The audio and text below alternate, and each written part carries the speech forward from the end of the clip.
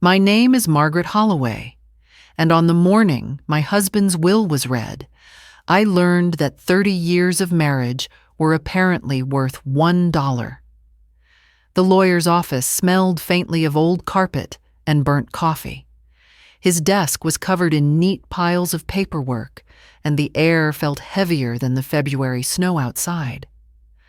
Thomas's children from his first marriage sat across from me, 3 of them dressed in black but grinning like poker players who already knew they'd won.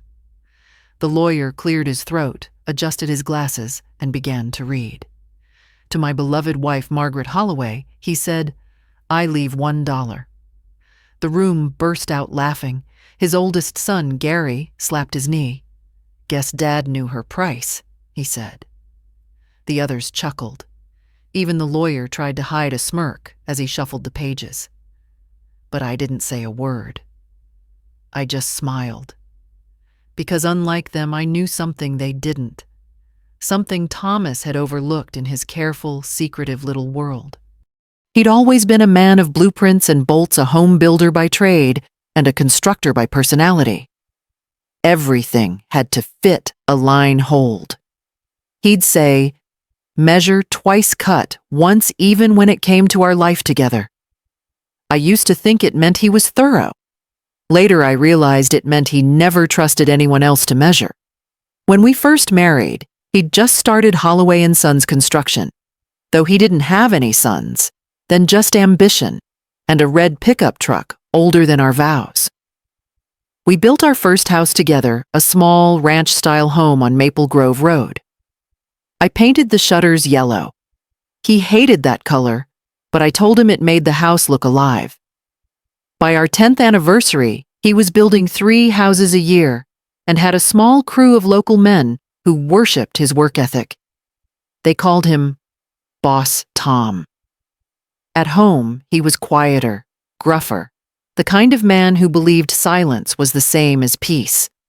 But I learned early on that silence can hide many things: debts, doubts, even infidelity.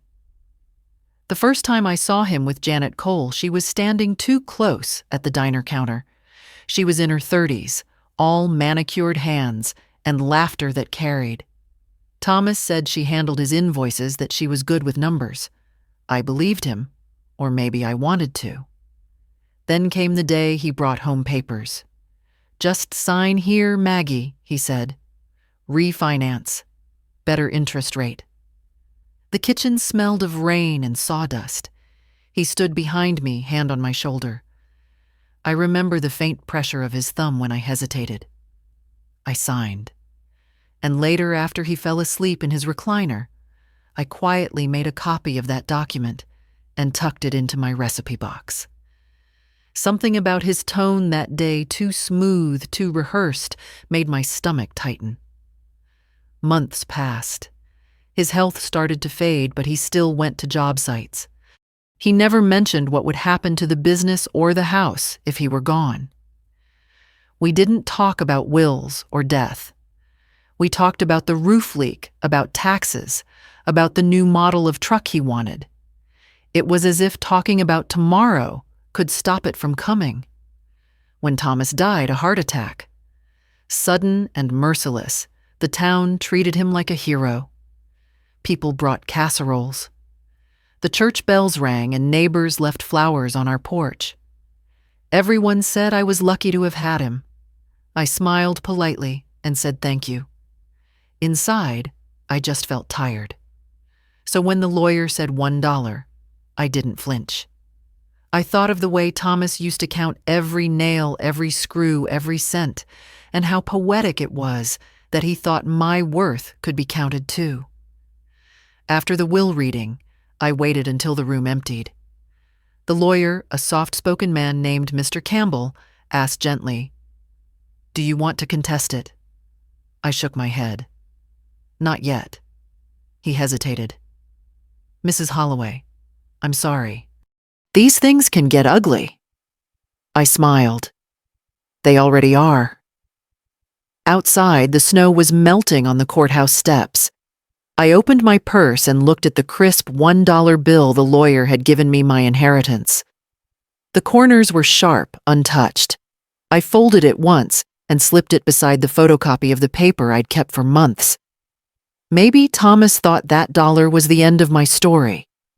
But standing there watching the white sky turn silver, I knew it was only the beginning.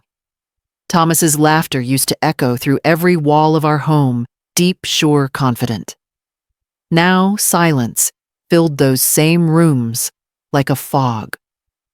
After the will reading, I came home alone to the farmhouse he'd built 25 years ago, and for the first time, it didn't feel like mine.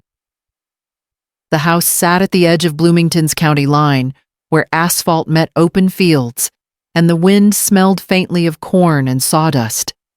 The Holloway & Sons construction sign still leaned beside the barn, faded red letters on white tin. He'd built half the town driveways, barns decks, and new additions for young couples who used to ask, "You're the Holloways," right as if that name meant reliability.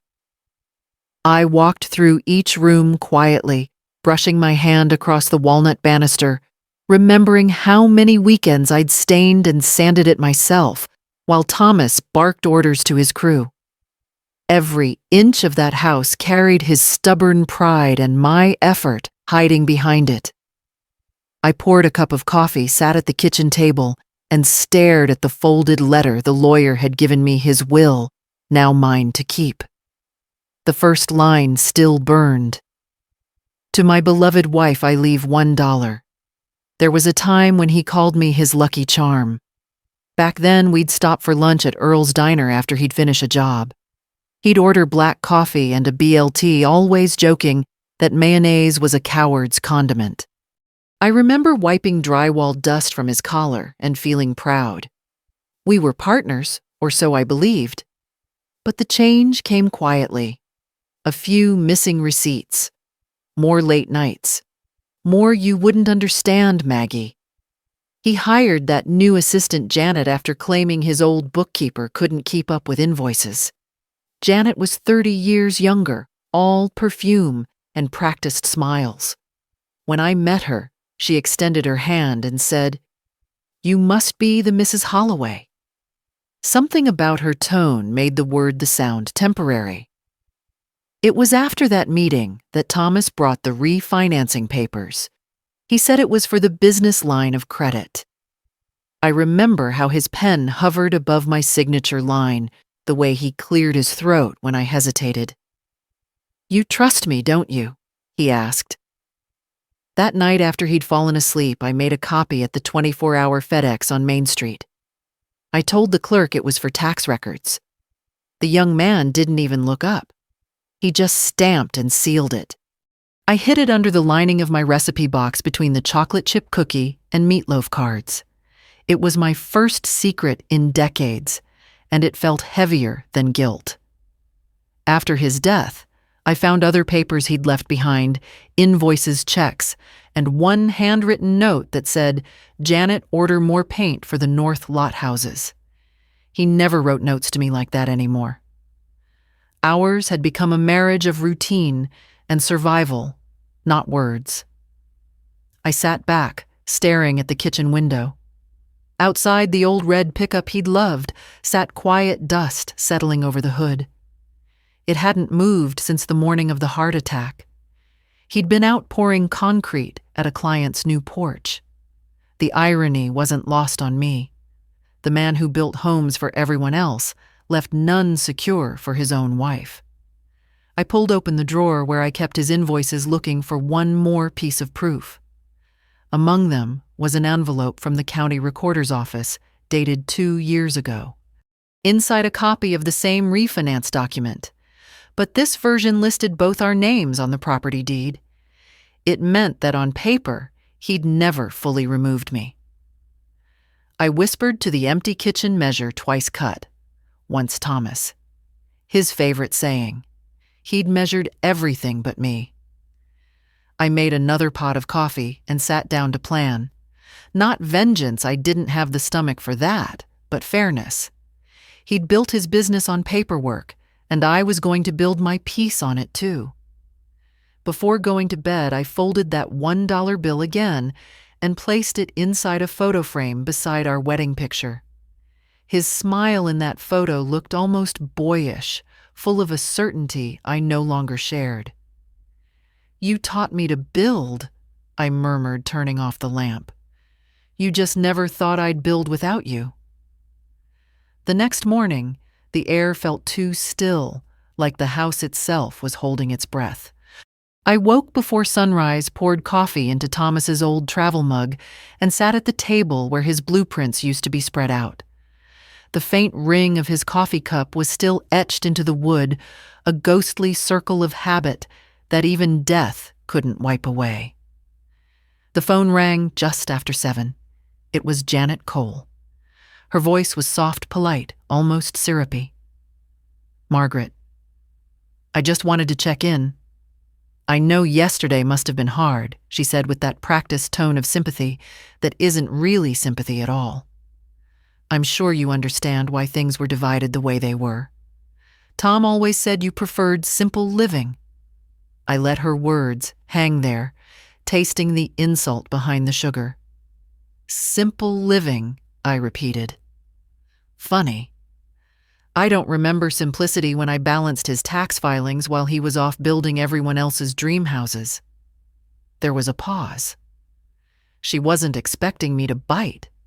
"Well," she finally said, clearing her throat, "if you need anything from the property, I'll be at the house this weekend. We're starting renovations." Renovations! That word sliced through me harder than any insult could. My hands trembled, but my voice didn't. "Keep the keys ready," I said. "I'll stop by." When I hung up, I stared out the window at the snow-melted fields. My reflection in the glass looked older than I remembered, tired but sharper, like something had burned away the softness. I spent the morning sorting through the files Thomas kept in the garage cabinet: contracts, invoices, permit applications. Every page smelled faintly of engine oil and sawdust. The man had built half the town, but couldn't build an honest heart. In one folder, I found Holloway & Sons construction documents showing that the house deed had been used as collateral for a commercial loan. And my signature there, it was again, notarized, legally binding. I traced it with my finger and whispered, "Thank you, Maggie." That evening, I drove into town. Bloomington was glowing orange under the winter sunset. I parked outside Campbell & Lee Law, the same firm where the will had been read. Inside, Mr. Campbell looked up from his desk with surprise. "Mrs. Holloway," he said, standing up. "I didn't expect to see you again so soon." "I won't take much of your time," I said, laying the photocopied deed on his desk. "I just want to know one thing. If a property was jointly signed and notarized, can it still be transferred solely through a will?" He frowned, pulled his glasses lower, and read the paper carefully. His lips moved slightly as he followed the lines. When he looked up, his eyes had changed. "Not without a release signature," he said. "This means you still have partial ownership." Partial ownership. 2 words that turned my humiliation into quiet steel. I thanked him, took my papers, and stepped outside.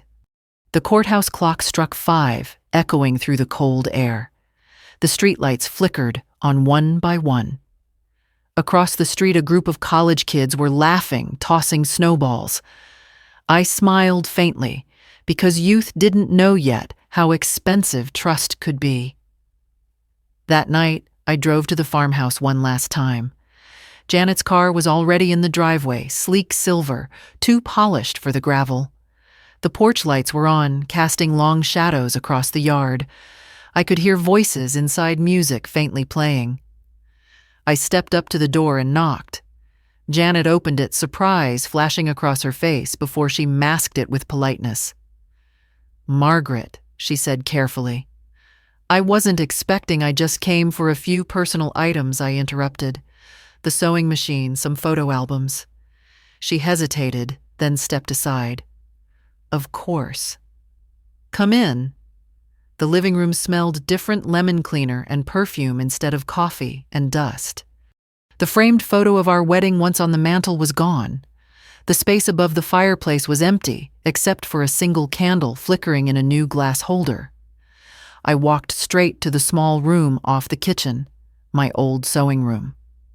The air there was colder, untouched. My sewing machine still sat under a thin film of dust. I opened the drawer and reached beneath the folded cloth where I'd hidden the notarized copy of the joint deed years ago. Still there. Still clean. As I held it, I felt something uncoil inside me. It wasn't rage, it was certainty. The kind of quiet conviction that comes from knowing you're right and time is finally on your side. When I turned to leave, Janet stood in the doorway. "He loved you, you know," she said softly. "In his way." I met her eyes. Maybe I said. But love doesn't erase signatures. Outside, the wind was sharp, slicing through the trees. I stood at the edge of the porch, staring at the frozen fields stretching toward the horizon. This house, this land, this life, he thought it was his legacy. But pieces of it still belonged to me, written in ink and memory. And this time, I wasn't giving them away. 2 days after visiting the farmhouse, I stood outside the Monroe County Recorder's office, gripping the deed copy like it was a lifeline. The brick building looked plain and bureaucratic, but I knew behind those beige walls lay proof lines of ink and paper that could either set me free or prove I'd been invisible all along. Inside, the fluorescent lights hummed. A young clerk with kind eyes and a messy bun greeted me. "Can I help you, ma'am?" "Yes," I said, sliding the folded page across the counter. "I need to confirm if this document is still valid." She adjusted her glasses, reading it carefully. Her brow furrowed. "This looks like a joint deed," she said slowly, "and both signatures were notarized. Has this ever been transferred or reissued?" "No," I said. "Not to my knowledge." She turned to her computer, typing quickly. The screen reflected in her glasses as she searched the county records. "Mrs. Holloway," she said after a minute, "it's still active. You're listed as a co-owner." The words landed like sunlight after a storm. I thanked her, tucked the paper back into my purse, and walked outside. For the first time since Thomas's death, the air didn't feel heavy. It was cold, yes, but I could breathe again. I drove straight to Boone Law, a small office near the courthouse. The sign out front was simple: Rachel Boone, attorney at law. I'd seen her name in the local paper. She'd once helped a widow win back farmland that her in-laws had sold without consent. Rachel looked younger than I expected, maybe late 30s, sharp eyes and a no-nonsense tone. "What can I do for you, Mrs. Holloway?" "I'm not sure yet," I said, handing her the notarized copy. "But I think my husband tried to erase me. Legally, anyway." She skimmed the document, tapping her pen against the desk. "You're not erased. You're still here in black and white." She looked up. "And that makes all the difference."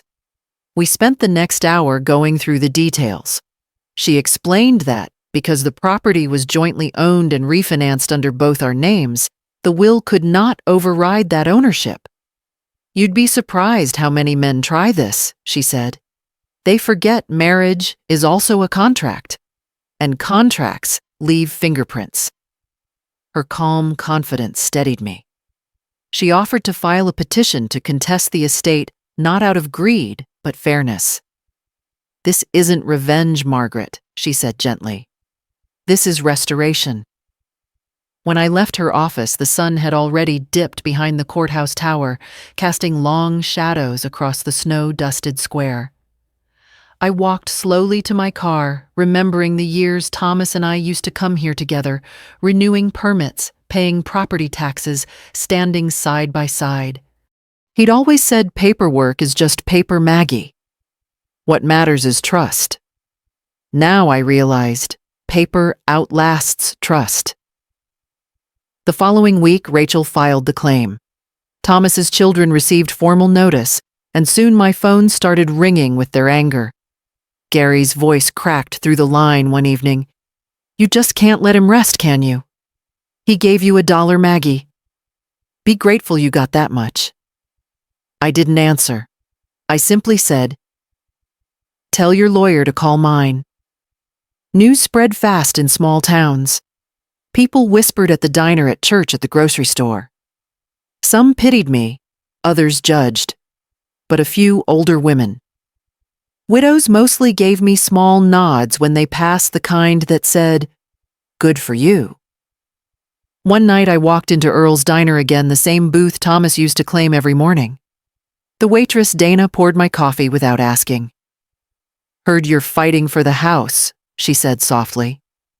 "About time someone did." I smiled. "It's not about the house," I said. "It's about not being erased." Back home, I spread all my paperwork across the table.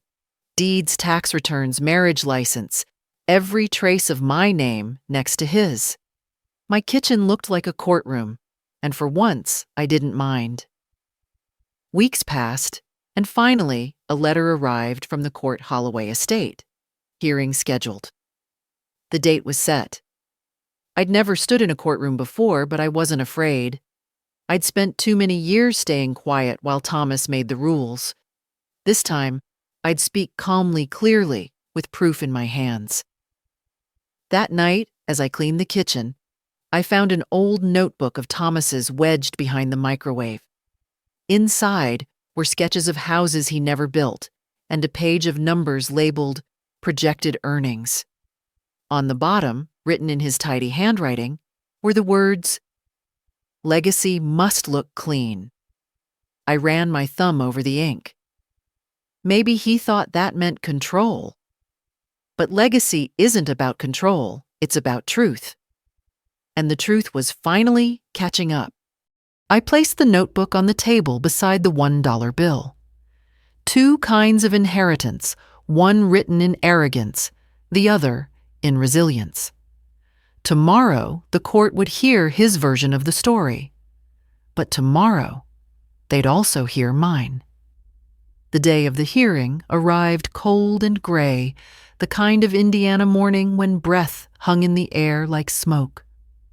I woke before dawn and sat at the kitchen table staring at the neat folder Rachel had prepared for me.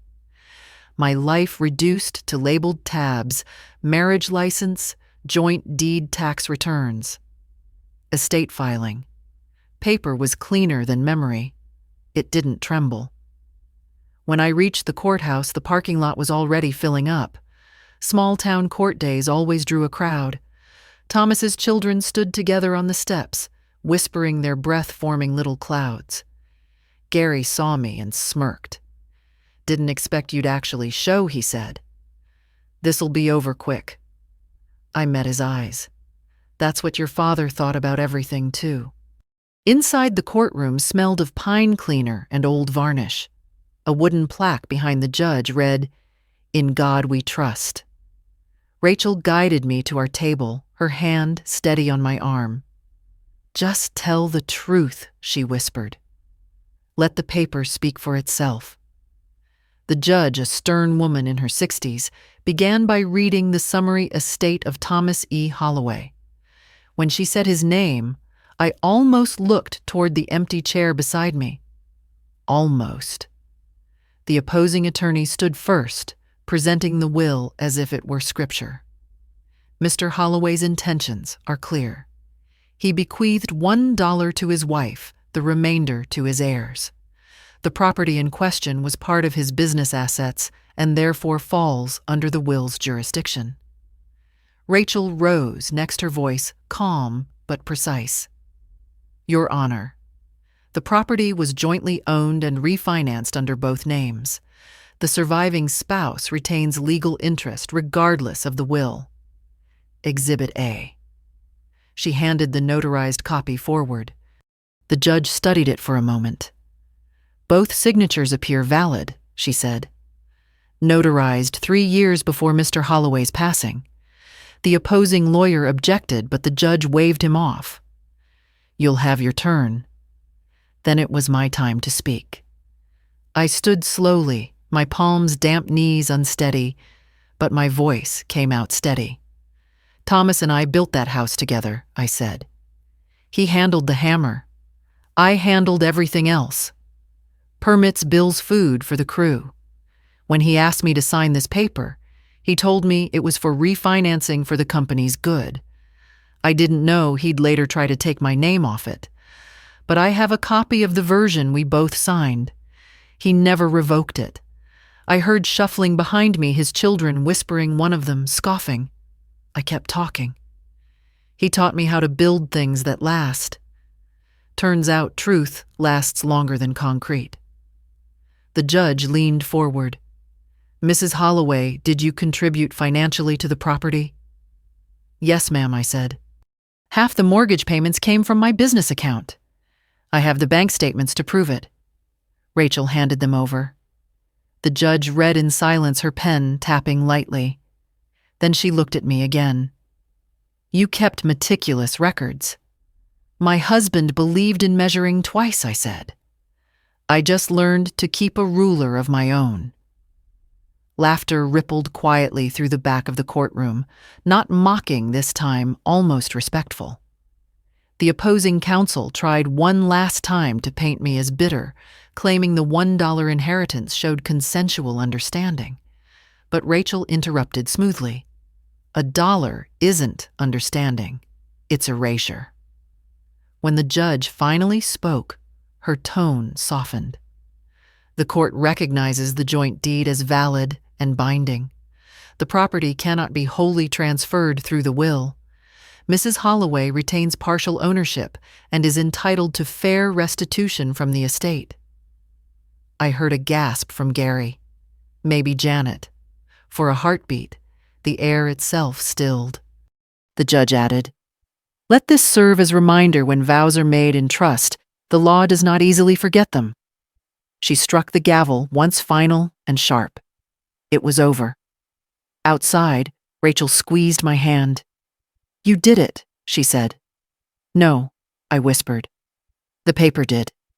Thomas's children brushed past, avoiding my eyes. Gary muttered something about lucky breaks. I didn't respond. Luck had nothing to do with it. Care did. The wind outside bit at my face as I walked down the courthouse steps. Across the square, the diner sign flickered, half the letters burnt out. I thought about stopping in for coffee like old times, but instead, I kept walking.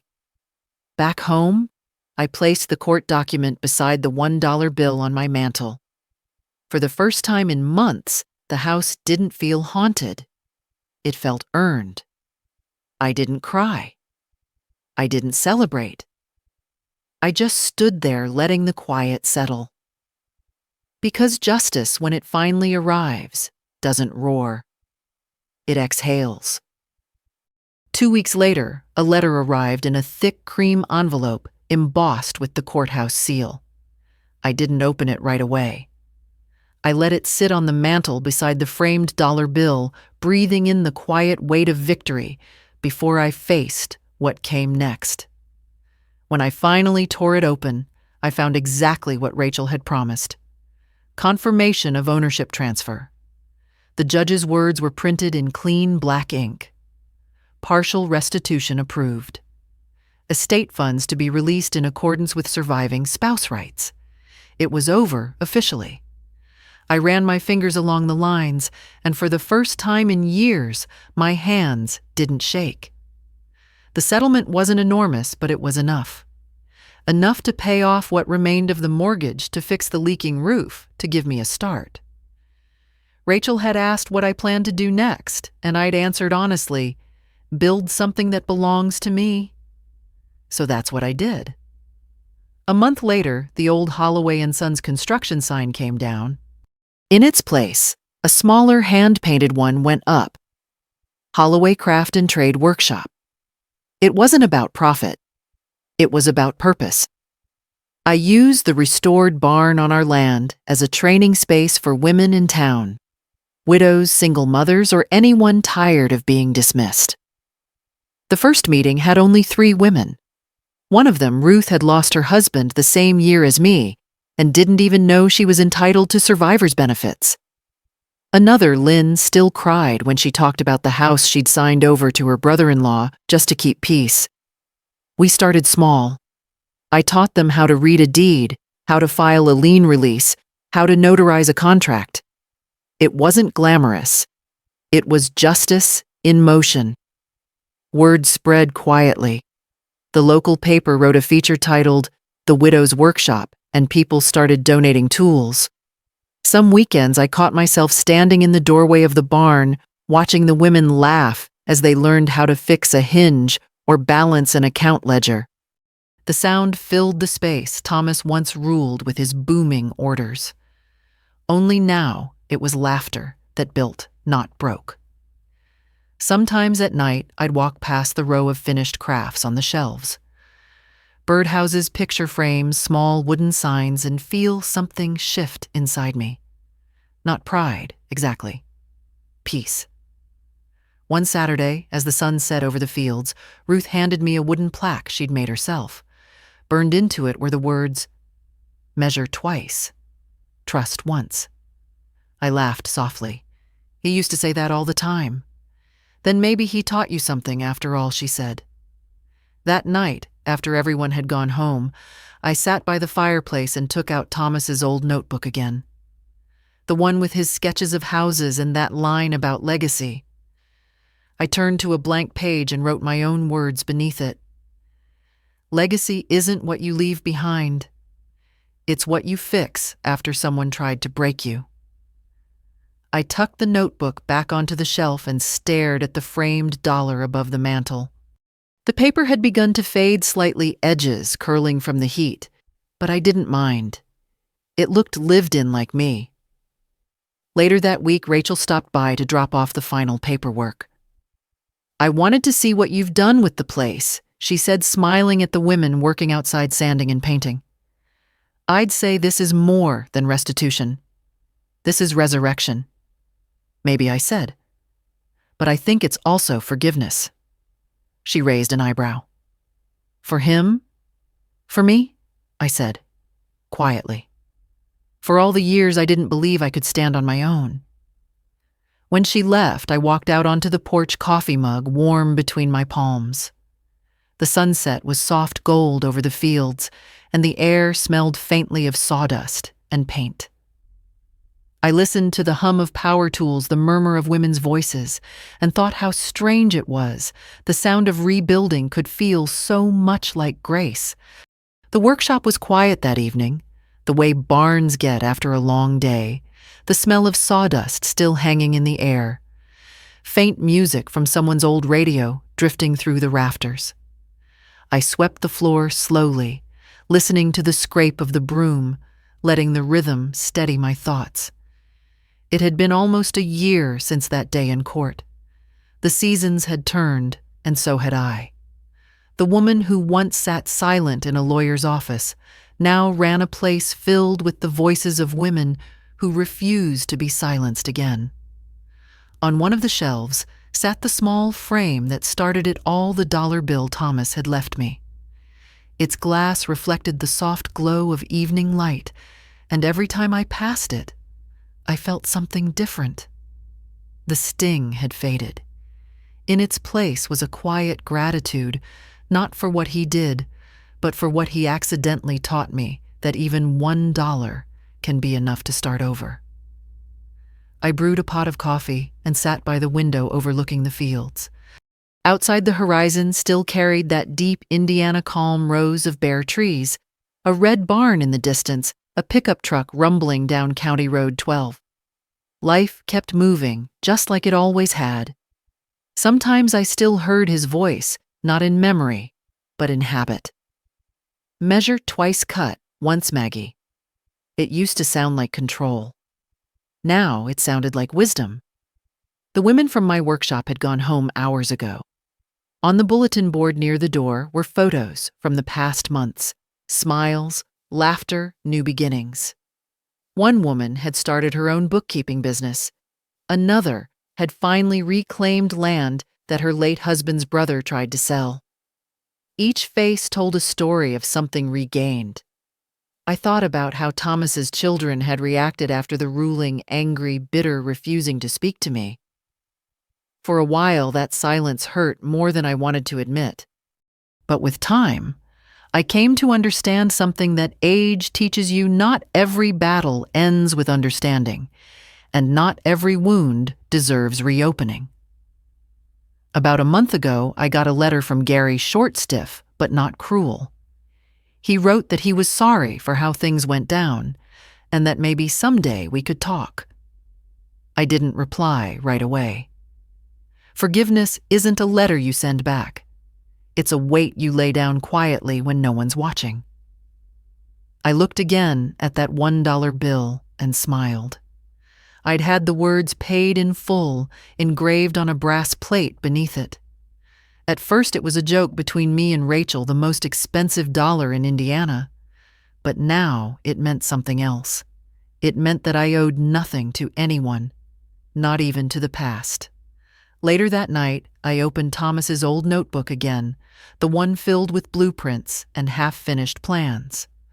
On a blank page near the back, I drew the outline of a small house, 1-floor-wide porch, sunlight from the east. Underneath, I wrote 3 words in pencil: for someone new. Because that's what rebuilding really is: not revenge, not victory, but making room for something new to stand where something old once fell. The clock on the mantel ticked softly. I stood stretched and walked to the fireplace. The flames flickered warm against the brass plate under the framed dollar. I spoke quietly, not to him, but to the space we once shared. You left me $1, but I turned it into freedom. Then I smiled, the kind of smile that doesn't need an audience, and whispered the words that had carried me through it all. Measure twice. Trust once. I sat down again, hands around my coffee, and thought about the women who would arrive tomorrow morning. There would be laughter and maybe tears and more learning, the kind that doesn't come from books, but from surviving. I'd tell them what I'd learned the hard way: that love isn't proven by what someone leaves you, but by what you're still able to build after they're gone. That forgiveness doesn't mean forgetting, it means remembering without breaking. And that sometimes the smallest inheritance can buy the biggest lesson, the worth of your own voice. I glanced at the clock. Midnight. The day had ended, but not my story. The camera of memory, if life had one, would pull back. Now the quiet farmhouse, the glowing window, a woman sitting alone but never lonely. The faint outline of the barn beyond, lights still twinkling like little promises against the night. And above the fireplace, the dollar bill shining faintly under the brass words, "paid in full." Because in the end, it wasn't about the money. It was about value mine.